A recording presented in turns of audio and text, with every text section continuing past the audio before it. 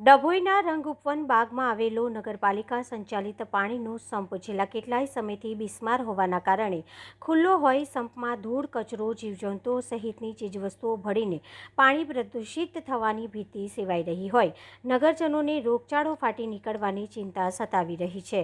ડભોઈ નગરના રંગઉપવન સરદાર બાગ ખાતે નગરપાલિકા સંચાલિત ડભોઈ નગરની 15 ઉપરાંત સોસાયટીના 2000 જેટલા નગરવાસીઓને પાણી પૂરો પાડતો સંપ છેલ્લા કેટલાય સમયથી ઉપરના સ્લેબ સહિતનો ભાગ તૂટી જવાથી બિસ્માર હાલતમાં છે, જેના પરિણામે આ ખુલ્લા સંપમાં કચરો, ધૂળ સહિત જીવજંતુનો ઉપદ્રવ જોવા મળી રહ્યો છે।